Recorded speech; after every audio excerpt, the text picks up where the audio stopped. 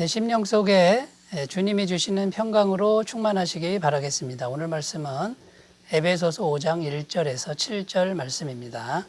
그러므로 사랑을 받는 자녀같이 너희는 하나님을 본받는 자가 되고 그리스도께서 너희를 사랑하신 것 같이 너희도 사랑 가운데서 행하라. 그는 우리를 위하여 자신을 버리사 향기로운 제물과 희생 제물로 하나님께 드리셨느니라. 음행과 온갖 더러운 것과 탐욕은 너희 중에서 그 이름조차도 부르지 말라. 이는 성도에게 마땅한 바니라. 누추함과 어리석은 말이나 희롱의 말이 마땅치 아니하니 오히려 감사하는 말을 하라.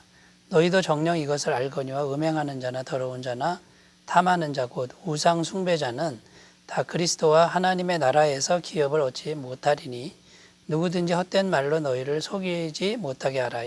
이로 말미암아 하나님의 진노가 불순종의 아들들에게 임하나니 그러므로 그들과 함께하는 자가 되지 말라. 아멘. 1절 말씀을 다시 읽겠습니다. 그러므로 사랑을 받는 자녀같이 너희는 하나님을 본받는 자가 되고. 자, 이제 에베소서 5장 말씀의 주제가 1절에 나오고 있습니다. 너희는 하나님을 본받는 자가 되라. 이것이 이제 에베소서 5장 말씀의 전체적인 주제가 되겠습니다. 자, 하나님을 본받는 자가 되라 할 때 성도의 삶의 모습이 하나님을 본받는 모습이 되어야 된다. 이런 의미가 되는 거죠. 왜 하나님을 본받는 모습이 되어야 되냐면 하나님이 우리 아버지시라는 겁니다. 우리가 가정에서 육신의 부모로부터 배우지 않습니까? 부모의 모습을 본받으면서 우리가 자라게 되는 거죠. 이제는 하늘에 계신 하나님이 우리의 아버지시기 때문에 당연히 우리는 하나님을 본받는 자의 삶의 모습을 가져야 된다. 이런 말씀이 되겠습니다. 어제까지는 교회 안에서 이웃과의 관계, 그 관계를 어떻게 가꾸어야 하는가 여기에 대해서 살펴보았다고 한다면 오늘부터는 성도 개인의 삶의 모습이 어떠해야 하는가, 하나님을 닮은 모습이 되어야 되는데 그게 구체적으로 어떤 것인가 이런 내용으로 말씀을 주고 있습니다. 우리가 하나씩 살펴보도록 하겠습니다. 자, 첫 번째 주시는 권면의 말씀은 사랑 가운데서 행하라. 사랑 가운데서 행하라. 여기서 말하는 사랑은 아가페이죠. 하나님의 사랑. 아가페 가운데서 행하라. 이런 의미가 됩니다. 2절입니다. 그리스도께서 너희를 사랑하신 것 같이 너희도 사랑 가운데서 행하라. 그는 우리를 위하여 자신을 버리사 향기로운 제물과 희생 제물로 하나님께 드리셨느니라. 사랑 가운데서 행하라. 이게 무슨 의미일까요? 우리의 삶에, 성도의 삶에 모든 동기가, 마음의 동기죠. 그것이 사랑이어야 한다. 아가페여야 한다라는 그런 의미가 됩니다. 왜 아가페여야 할까요? 그것은 그리스도께서 우리를 아가페 사랑으로 사랑하셨기 때문이라는 겁니다. 우리가 아가페 사랑을 받았고 지금도 받고 있으니 우리도 마땅히 사랑 가운데서 행하는 것이 당연하다. 이런 말씀이 되는 것이죠. 그런데 여러분, 아가페가 잘 됩니까? 아가페는 하나님의 사랑인데 우리 인간이 어떻게 아가페를 행할 수 있습니까? 우리는 번번이 실패할 수밖에 없다라는 것입니다. 바울도 이 사실을 잘 알고 있을 텐데 그럼에도 불구하고 사랑 가운데서 행하라. 이렇게 말씀하고 있습니다. 그러면 어떻게 하라는 것입니까? 여러분, 아가페 사랑은 인간이 할 수 있는 사랑이 아닙니다. 그러니까 우리가 노력은 하되 우리가 성공할 수는 없습니다. 그러니까 아가페 사랑을 마음에 계속 받아들여야 된다는 겁니다. 묵상을 통해서 계속 받아들여야 되는데 그 아가페 사랑은 십자가를 바라보는 겁니다. 십자가에서 피 흘리신 예수님을 계속 묵상하다 보면 성령의 능력으로 그 사랑이 우리 마음에 들어온다는 것이죠. 2절 말씀 끝부분에도 우리를 위하여 자신을 버리사 향기로운 제물과 희생 제물로 하나님께 드리셨느니라. 십자가의 죽으심 이것을 계속 묵상하다 보면 우리 안에 하나님이 주시는 아가페 사랑이 채워질 수 있다라는 것이죠. 요한복음 13장 34절에서도 우리 주님은 제자들에게 이렇게 말씀하셨습니다. 새 계명을 너희에게 주노니 서로 사랑하라. 내가 너희를 사랑한 것 같이 너희도 서로 사랑하라. 여기도 아가페인데요. 서로 아가페하라. 그런데 이것이 새 계명이라고 그럽니다. 사실 새 계명이 아니라 구약 성경에 이미 분명하게 기록되어 있는 계명이 하나님 사랑하고 이웃을 사랑하라. 이미 있었던 말씀입니다. 근데 새 계명이라 그럽니다. 이게 왜 새 계명입니까? 이제 예수님께서 사랑을 완전히 성취하시고 이제는 성령을 통해서 우리 안에 아가페의 능력을 부어주시는 그 사랑으로 사랑할 수 있는 시대가 열렸다.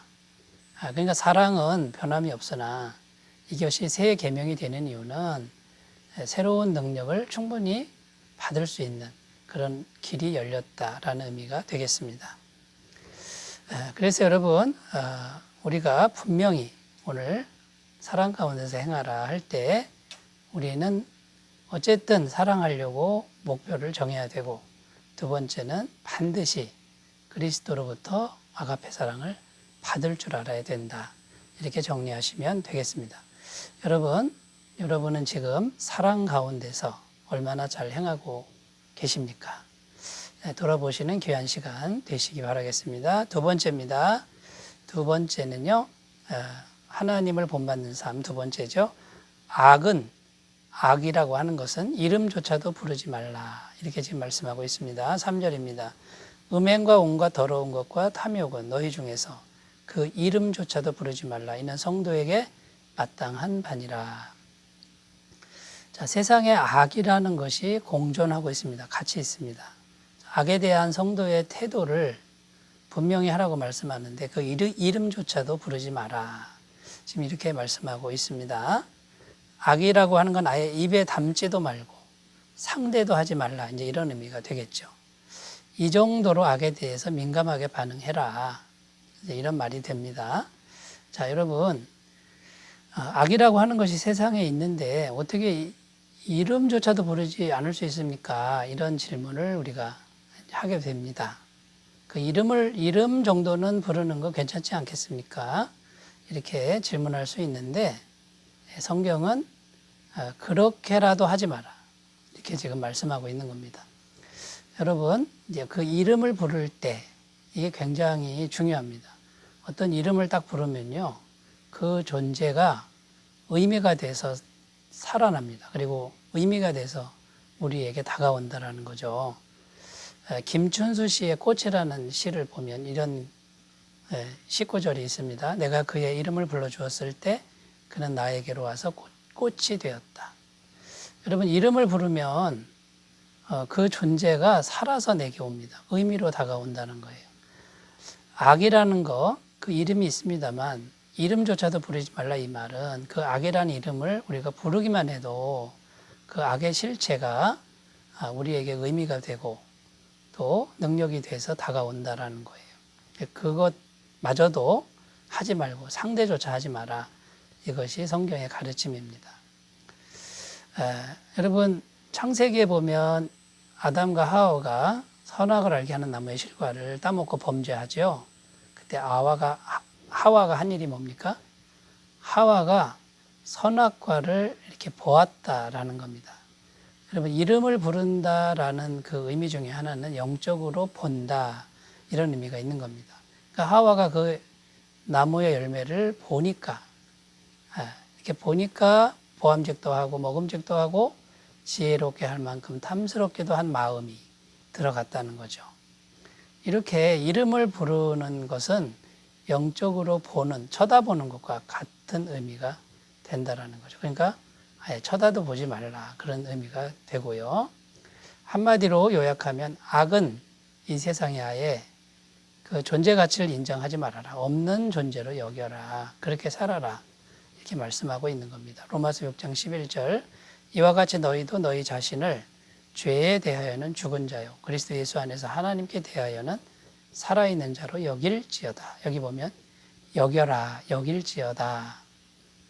실제로 있는데 없는 것처럼 여겨라. 없는 것처럼 그렇게 상대하고 그렇게 생활해라. 이렇게 말씀하고 있습니다. 여러분, 하나님을 본받는 자의 삶 두 번째, 악은 그 이름조차도 부르지 않는, 상대하지 않는 이런 삶의 방향을 추구하시길 바라겠습니다. 자, 세 번째입니다. 세 번째, 항상 감사하는 말을 하라. 이렇게 지금 권면하고 있습니다. 4절입니다. 누추함과 어리석은 말이나 희롱의 말이 마땅치 아니하니 오히려 감사하는 말을 하라. 자, 성도의 삶의 세 번째 권면, 말에 대한 겁니다. 이 말에 대한 권면이 많이 나오고 있죠. 누추한 말은 추잡한 말을 말하고 어리석은 말은 아무 쓸데없는 말, 이제 이런 의미가 있습니다. 당연히 버려야죠. 세 번째, 희롱의 말 이렇게 되어 있는데 이 희롱이라는 단어가 좋지 않은 말입니다만 여기에는 유머라는 뜻이 담겨 있습니다. 재미있는 말. 여러분, 이 유머는 사용해도 되는 거 아닙니까? 그런데 그 유머, 사람들을 웃기고 또 세상 재미를 더해주는 그 유머보다도 그거보다도 감사하는 말을 많이 하라. 이렇게 지금 성경은 권면하고 있습니다. 유머 감각이 있으면 사람들이 참 좋고 분위기가 삽니다. 그런데 여러분, 유머 감각은 어쨌든 이 세상에 국한된 그런 말일 뿐입니다.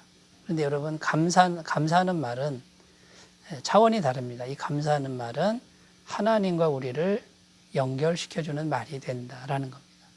하나님께 감사하면 하나님의 임재가 우리에게 오고 하늘에 속한 하나님의 은혜가 우리에게 공급된다라는 거죠.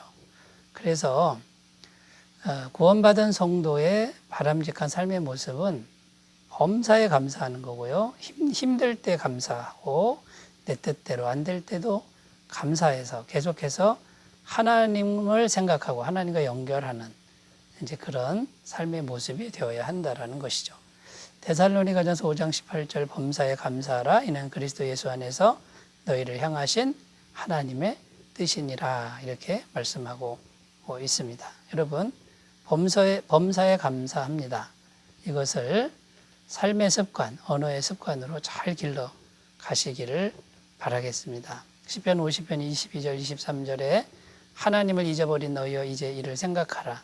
그렇지 아니하면 내가 너희를 찢으리니 건질 자 없으리라. 감사로 제사를 드리는 자가 나를 영화롭게 하나니 그의 행위를 옳게 하는 자에게 내가 하나님의 구원을 보이리라. 자, 이렇게 말씀하는데요. 하나님을 잊어버리면 찢어진다 그럽니다. 건질 자가 없다 그럽니다. 그런데 감사로 제사를 드리면, 하나님께 감사하면 하나님께서 구원해 내시고 하나님이 함께 하신다. 이렇게 말씀하고 있습니다. 여러분, 이 감사하는 말은 정말 중요한 말이고요. 이거는 굉장히 영적인 말입니다.